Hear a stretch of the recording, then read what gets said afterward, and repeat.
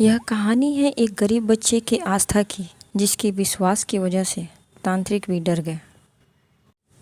एक राजा था, उसका कोई पुत्र नहीं था।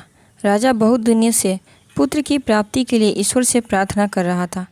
वक्त बीतता गया, लेकिन पुत्र की प्राप्ति नहीं हुई।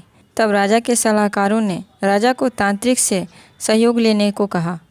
राजा तांत्रिकों से मिला। तांत्रिकों की तरफ से राजा को सुझाव मिला कि यदि किसी बच्चे की बलि दी जाए तो राजा को पुत्र की प्राप्ति हो सकती है। राजा ने राज्य में ढिढोरा पिटवाया कि जो अपना बच्चा बलि चढ़ाने के लिए राजा को देगा, उसे राजा की तरफ से बहुत सारा धन दिया जाएगा। एक परिवार में कई बच्चे थे, गरीबी भी बहुत थी।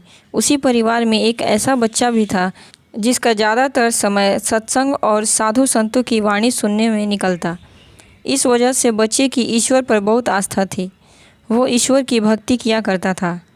जब राज्य के सभी लोगों सहित इस गरीब परिवार को राजा के इस इनाम का पता चला, तो परिवार को लगा कि क्यों ना इसे राजा को दे दिया जाए, क्योंकि ये तो निकम्मा है, कुछ काम धाम भी नहीं करता और हमारे किसी काम का भी नहीं है। हमारा तो पेट भी नहीं भरता, कहाँ तक इसे बैठा कर खिलाते रहेंगे। और फिर एक बच्चा कम हो गया तो क्या फ़र्क पड़ता है, इसे देने पर राजा प्रसन्न होकर हमें बहुत सारा धन देगा। इतना सोचते हुए बच्चा राजा को दे दिया गया। राजा ने बच्चे के बदले उसके परिवार को काफ़ी धन दिया। राजा के तांत्रिकों द्वारा बच्चे की बलि देने की तैयारी हो गई। राजा को भी बुला लिया गया। राजा और तांत्रिक दोनों के द्वारा बच्चे से यह पूछा गया कि तुम्हारी आखिरी इच्छा क्या है। बच्चे ने कहा, मेरे लिए रेत मंगा दी जाए। राजा ने कहा, बच्चे की इच्छा पूरी की जाए। अतः रेत मंगाया गया। बच्चे ने रेत से 4 ढेर बनाए। एक एक करके बच्चे ने 3 रेत के ढेरों को बुरी तरह से तोड़ दिया और चौथे के सामने हाथ जोड़कर बैठ गया और उसने राजा से कहा कि अब जो करना है आप लोग कर लो। यह सब देखकर तांत्रिक डर गए और उन्होंने बच्चे से पूछा, पहले तुम यह बताओ कि ये तुमने क्या किया और क्यों किया। राजा ने भी यह सवाल बच्चे से पूछा तो बच्चे ने कहा कि पहली ढेरी मेरे माता पिता की थी। मेरी रक्षा करना उनका कर्तव्य था, परंतु उन्होंने अपने स्वार्थ और लालच में अंधे होकर ममता की बलि दे दी। कर्तव्य पालन न करके पैसे के लिए मुझे बेच दिया, इसलिए मैंने ये ढेरी तोड़ दी। दूसरी ढेरी मेरे सगे संबंधियों की थी, परंतु उन्होंने भी मेरे माता पिता को नहीं समझाया, अतः मैंने दूसरी ढेरी को भी तोड़ दिया।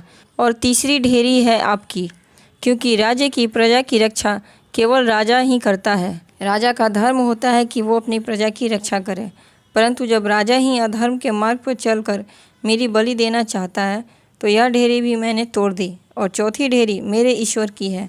अब सिर्फ और सिर्फ अपने ईश्वर पर मुझे भरोसा है, इसलिए वह एक ढेरी मैंने छोड़ दी है। बच्चे का उत्तर सुनकर राजा अंदर तक हिल गया। मन ही मन राजा तर्क करने लगा कि ये कैसा अधर्म करने जा रहा था मैं। भला अधर्म के रास्ते पर चलकर मुझे पुत्र की प्राप्ति कैसे हो सकती है। इतना सोचते हुए राजा ने अपने मन से बच्चे की बलि देने का विचार निकाल दिया। राजा ने बच्चे की बलि रुकवा दी। इतना करते ही तुरंत राजा के मन में ये ख्याल आया कि अरे क्यों ना ये बच्चा मैं पालूं, इसे अपना पुत्र बना लूं, अपने पास रखूं। आखिरकार इतना ज्ञानी और ईश्वर प्रेमी बच्चा मुझे कहाँ मिलेगा।